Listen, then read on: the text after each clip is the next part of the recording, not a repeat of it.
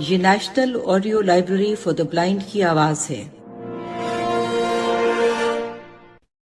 کتاب کا نام 9 لکھی کوٹھی، مصنف علی اکبر ناطق، اور آپ کے لیے پڑھیں گی فرحہ علی۔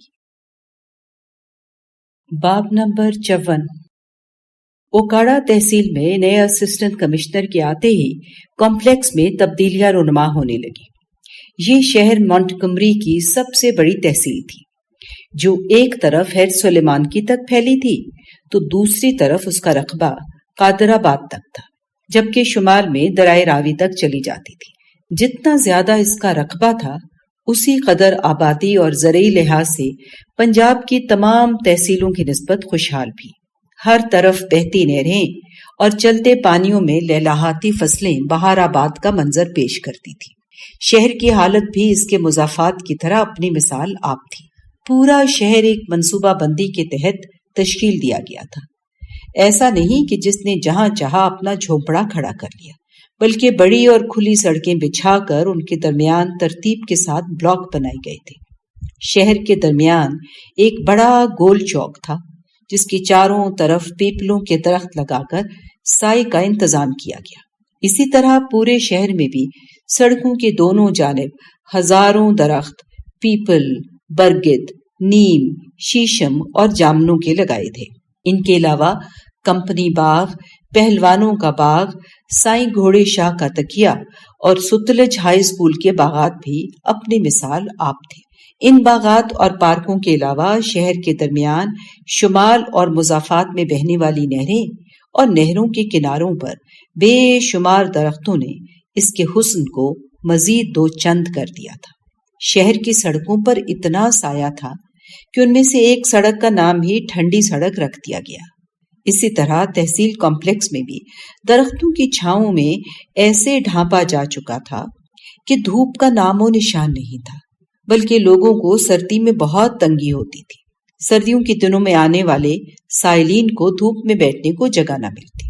اگرچہ اس شہر کی بہت سی چیزیں پاکستان بننے کے بعد برباد ہو چکی تھیں اور شہر کی آب و تاب ویسی نہ رہی تھی جیسی برٹش دور میں تھی، پھر بھی ہاتھی لٹے گا بھی تو کہاں تک۔ کالج، کئی اسکول، ہاسپٹلز، ڈاک خانے، تار گھر، بلدیہ کمیٹی، پریس کلب، ہوٹلز اور دیگر سرکاری اور غیر سرکاری بہت سے دفتر اب بھی انگریزی دور کی طرح فعال تھے۔ البتہ نہروں، سڑکوں اور پارکوں کے بہت سے درخت کٹ چکے تھے۔ اس کے باوجود بڑے پیمانے پر اب بھی موجود تھے۔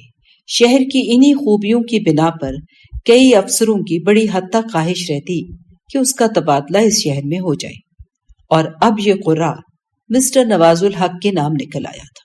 نواز الحق صاحب 35 سال کا ایک نوجوان پتلے خدوخال کا اسسٹنٹ کمشنر تھا، جو اول نائب تحصیلدار بھرتی ہوا، لیکن بہت جلد تحصیلدار، پھر وہاں سے اسسٹنٹ کمشنر بن گیا، جس کی شاید خود تو خواہش اوکاڑا میں تعیناتی کی نہیں تھی، لیکن یہ ان افسروں میں تھا جنہیں جہاں بھیج دیا جائے وہ اپنی نوکری کو بلند زینوں تک لے جانے میں وقت کو سمیٹ لیتے ہیں۔ ملک کے 99% افسروں کی یہی کیفیت تھی۔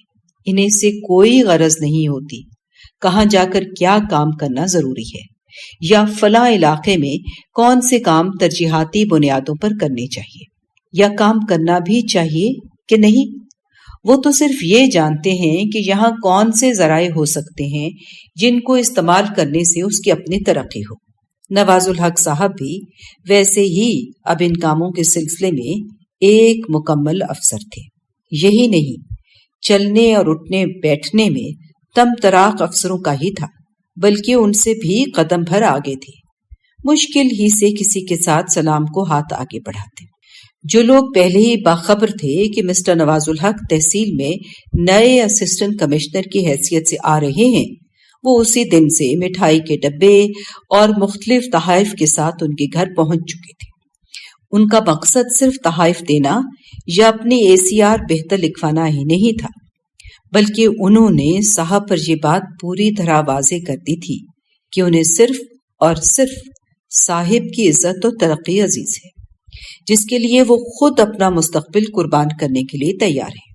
اس مختصر سے ملاقات میں فردن صاحب کو بھی اس بات سے آگاہ کرنا نہیں بھولے تھے کہ فلاں شخص بڑا مغرور ہے، آپ کو سلام بھی نہیں کرنے آئے گا، فلاں شغل خور ہے، اسے کبھی اپنے راز نہ بتائیے گا کیونکہ وہ بڑے افسروں کا مخبر ہے، فلاں شخص کو تو نزدیک بھی نہ آنے دیجیے، بالکل بھی بھروسے کے قابل نہیں، آپ کے خلاف حد کے عزت کا دعویٰ بھی کر سکتا ہے، اس کو منہ لگانے کی ضرورت ہی نہیں، بلکہ ہو سکے تو آپ اسے دور دراز کے قصبے میں پھینک دیں، کام کرنے کے لیے ہم آپ کے پاس موجود ہیں۔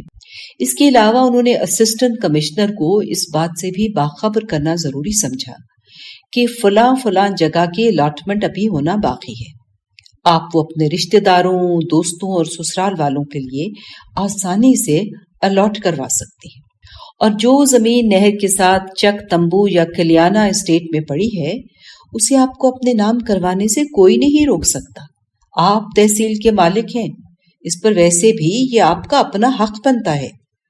اب وہ اپنی کرسی پر بیٹھے تو نئی تقرریوں اور تبدیلیوں کا سلسلہ شروع ہو گیا، اور نواز الحق صاحب نے واقعی ان تمام خیرخواہوں کے تحائف اور وعدوں کا پاس رکھتے ہوئے ان کو اپنے ارد گرد اکٹھا کر کے ایک حصار قائم کر لیا۔ ان میں سب سے پیش مولوی حبیب اللہ صاحب تھے، جو ان کے بقول نواز الحق صاحب کے خاندان کے پرانے معتقد تھے۔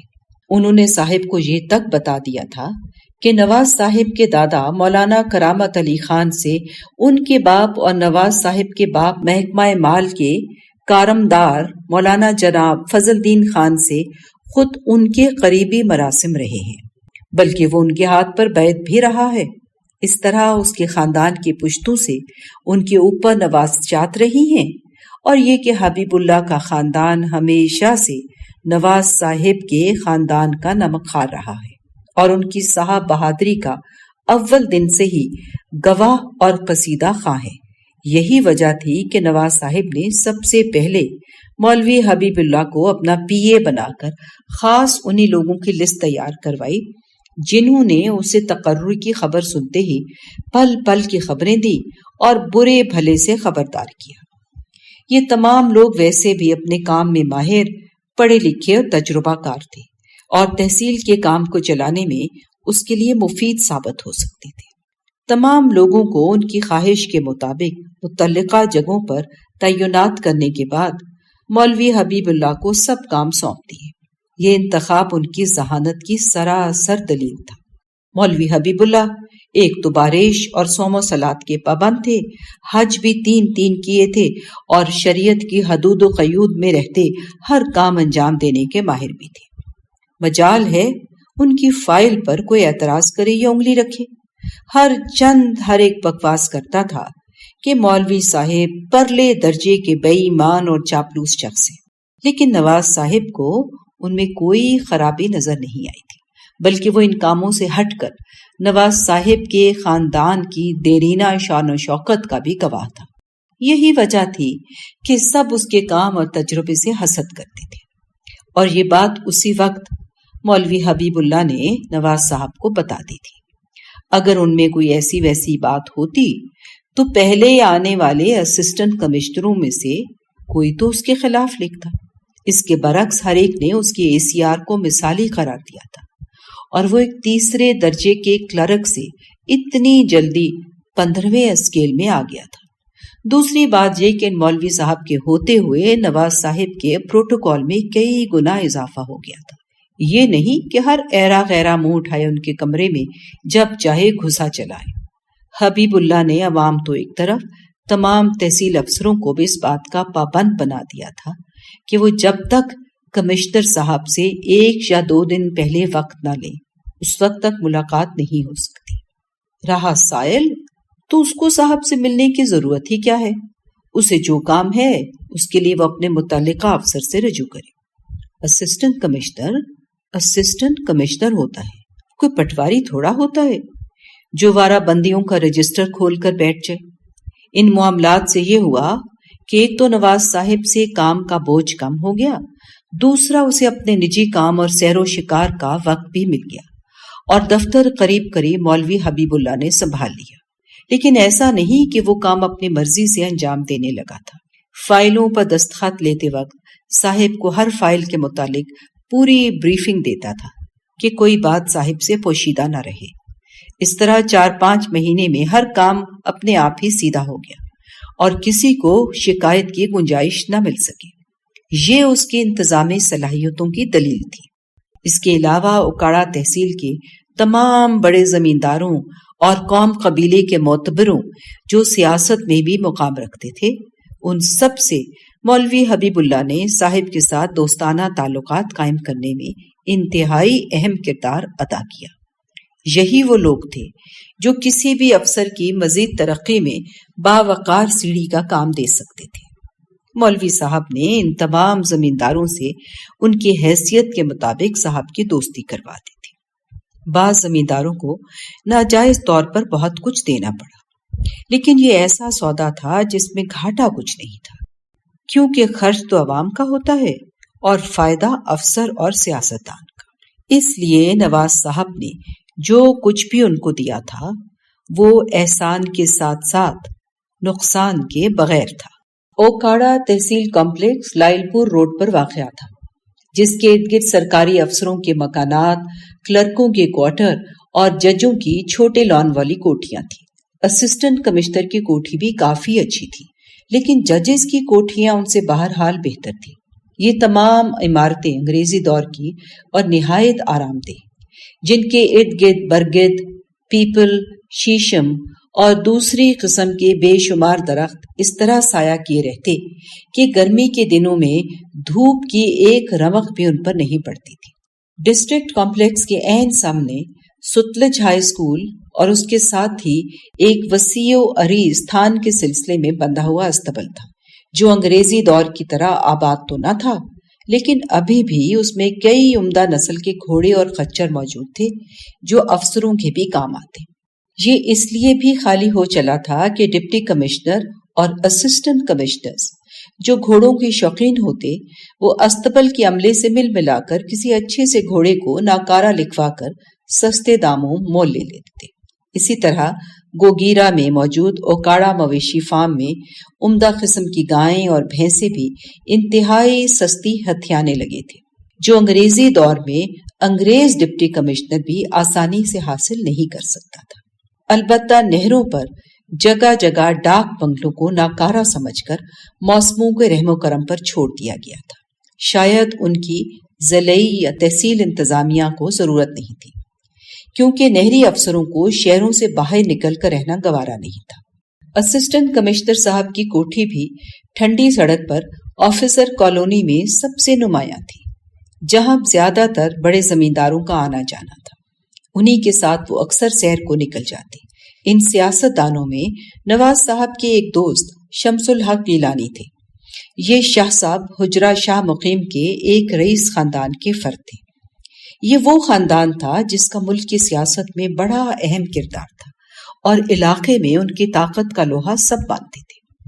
بڑی زمینداری کے علاوہ ان کے لاکھوں مرید پورے ملک میں پھیلے ہوئے تھے، جو پیر صاحب کے ایک اشارے پر کٹ مرنے کو تیار رہتے۔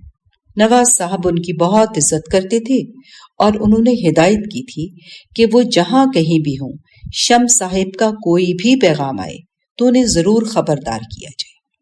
ویسے بھی ان نزاکتوں کو مولوی حبیب اللہ خوب سمجھتا تھا، بلکہ ان چیزوں کے بارے میں اسے نواز صاحب سے بھی زیادہ درک تھا۔ آج نواز صاحب اپنے کمرے میں آ کر بیٹھے ہی تھے کہ حبیب اللہ نے اطلاع دی شمس صاحب تشریف لائے ہیں۔ نواز صاحب نے انہیں فوراً اندر بلایا اور دفتر سے منسلک ملاقات کے کمرے میں بیٹھ گئے۔ کچھ دیر ادھر ادھر کی گپ شپ لگانے کے بعد شمس الحق گیلانی نے اپنے مطلب کی بات کی طرف آتے ہوئے بات کا آغاز کیا۔ نواز صاحب، آپ ہمارے لیے کام کر دیں تو بڑی مہربانی ہوگی۔ شاہ صاحب، اگر میں آپ کے کسی کام آنے کا ہوا تو یہ میری خوش نصیبی کی بات ہے۔ آپ ہی تو ہماری دنیا اور آخرت ہیں، کام بتائیے۔ شمس صاحب نے اپنا سگریٹ ایش ٹرے کے کونے میں پھنسایا اور دیوار پر لگی سامنے قائد اعظم کی تصویر پر نظریں جماتے ہوئے بولے، نواز صاحب، پاکستان میں حکومت یا تو فوج کی ہے یا سرکاری افسروں کی، اس لیے کام تو آپ کر سکتے ہیں، پھر یہ کوئی ناجائز کام بھی نہیں ہے۔ شمس صاحب، آپ بجھارتے کیوں بھجواتے ہیں؟ میری دسترس سے باہر بھی ہوا تو آپ کی خاطر کر کے ہی دم لیں گے، چاہے مجھے چیف سیکرٹری صاحب کے پاؤں پکڑنے پڑے۔ کمشنر صاحب، آپ کے اس بڑی نہر کی دوسری طرف ایک 9 لکھی کوٹھی خالی پڑی ہے، جس کے ساتھ کچھ زمین بھی ہے۔ اس اسٹیٹ کی اکثر زمین تو فوجیوں کو الاٹ ہو چکی ہے، لیکن کوٹھی ابھی تک کسی کو الاٹ نہیں ہوئی۔ آپ کسی طرح اسے میرے نام کروا دیں، جو خرچہ ہوا میں دینے کو تیار ہوں۔ نواز الحق کچھ دیر خاموش بیٹھا سوچتا رہا، پھر بولا، پیر صاحب، اس کوٹھی میں ایسی کون سی بات ہے؟ بہرحال وہ خالی ہے تو آپ فکر نہ کریں، میں اسے آپ کے نام کروا دیتا ہوں۔ میں نے کوئی زیادہ اس کے بارے میں تحقیق تو نہیں کی، لیکن سنا ہے بہت بڑی کوٹھی ہے۔ میرا خیال ہے اب کافی پرانی ہو چکی ہے، شاید آپ کے لیے بیکار ہو۔ نواز صاحب، وہاں ایک بڈھا انگریز رہتا ہے، یہ کوٹھی اسی کے باپ دادا نے وکٹوریہ دور میں بنوائی تھی۔ شمس الحق نے وضاحت کی، یہ واپس نہیں گیا، آج بھی اپنے آپ کو کمشنر سمجھتا ہے۔ آپ کہیں گے تو اسے اٹھا کر باہر پھینک دیتے ہیں اور آپ وہاں اپنا بندوبست کر لیں، لیکن آپ لاہور کو چھوڑ کر وہاں اتنی پرانی کوٹھی میں کیوں رہیں گے؟ شمس الحق نے دوبارہ سگریٹ سلگایا اور بولا، نواز صاحب، آپ بھی کمال کرتے ہیں۔ ہمیں سیاست کرنی ہوتی ہے، وہ رہنے کے لیے تھوڑی الاٹ کروانی ہے۔ وہاں ہمارے مال مویشی ہوں گے یا کچھ نوکر رہیں گے، کبھی کبھی ہم بھی وہاں آ جایا کریں گے۔ اس طرح علاقے میں وجود برقرار رہتا ہے۔ پھر ان پرانی کوٹھیوں اور بنگلوں کی اپنی ایک دہشت اور اہمیت ہوتی ہے۔ آپ ان باتوں کو چھوڑیں، ہمارا کام کریں بس۔ نواز الحق نے گرم جوشی سے اس کام کی حامی بھرتے ہوئے انٹرکام پر حبیب اللہ کو طلب کیا۔ جب وہ کمرے میں کاغذ قلم لے کر ایک طرف کھڑا ہو گیا تو نواز صاحب نے بڑی محبت سے کہا، مولوی صاحب، ست گرا روڈ پر ایک 9 لکھی کوٹھی ہے، آپ ذرا اس کی تمام معلومات جمع کیجیے، وہ ہم نے پیر صاحب کے نام الاٹ کروانی ہے، شاید اس میں ہماری آخرت کا ہی کچھ بھلا ہو جائے۔ سر، میں ابھی تمام ریکارڈ منگوا لیتا ہوں۔ اور پھر پیر شمس الحق کی طرف منہ کر کر حبیب اللہ انتہائی چاپلوسی سے کہتے ہیں، پیر صاحب، ویسے وہ کوٹھی آپ ہی کے لائق ہے، وہاں ایک بڈھے انگریز کی وجہ سے نحوست پھیلی ہوئی ہے، پتہ نہیں ابھی تک یہاں کیا کرتا پھر رہا ہے۔ ہاں، بھلا بندہ پوچھے، تم نے یہاں سے امب لینے ہیں جو ابھی تک اٹکے ہوئے ہو، اور پورے علاقے میں اپنے ناپاک قدموں سے مٹی پلید کرتے پھرتے ہو۔ سر، مجھے ادھر 1-2 دفعہ جانے کا اتفاق ہوا ہے، میں وہاں جب تک رہا نماز بھی نہیں پڑھی کہ نہ جانے کس جگہ اس نے پیشاب کیا ہو۔ آپ جتنی جلدی ہو سکے وہ کوٹھی اس منحوس بڈھے سے خالی کروا لے، ہمارے شاہ صاحب کے قدم لگنے سے وہاں مٹی تو پاک ہوگی۔ حبیب اللہ کی بات سن کر دونوں ہنس پڑے۔ پھر نواز صاحب بولے، مولوی صاحب، آپ جس قدر جلد یہ کام مکمل کریں گے، ہم آپ کی خواہش اتنی ہی جلدی پوری کر دیں گے۔ آپ 1 ہفتے کے اندر اس کیس کی فائل تیار کر کے مجھ تک پہنچاؤ، ریونیو بورڈ سے یہ فائل میں خود نکلوا لوں گا، بس آپ اس پر کام کریں۔ نواز صاحب کی بات سن کر مولوی حبیب اللہ باہر نکل گیا۔ پھر وہ دونوں باتیں کرنے لگے اور یہ ملاقات اتنی لمبی ہو گئی کہ 1 بجے کے کھانے کا وقت ہو گیا۔ اس عرصے میں جتنے لوگوں سے نواز صاحب کی ملاقات کا وقت مقرر تھا، انہیں مولوی حبیب اللہ یہ کہہ کر ٹالتا گیا کہ آج صاحب کے اندر بہت اہم میٹنگ چل رہی ہے، اس لیے باہر انتظار کریں، بلکہ بہتر یہ ہے کہ کل آ جائیں۔ 1 بجے کا کھانا اسسٹنٹ کمشنر مسٹر نواز الحق کے ساتھ کھانے کے بعد سید شمس الحق گیلانی صاحب رخصت ہونے کے لیے اٹھ کھڑے ہوئے۔ کمشنر صاحب انہیں گاڑی تک چھوڑنے باہر آئے۔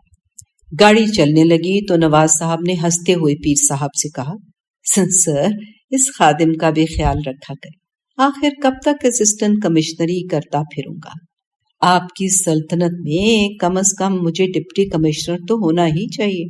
ایک دفعہ بس 1 درجہ اور اوپر لے جائیے، پھر دیکھیے نوکر کس طرح اپنے شاہ صاحب کی خدمت کرتا ہے۔ شمس الحق نواز صاحب کی اس بات پر مسکرا دیا۔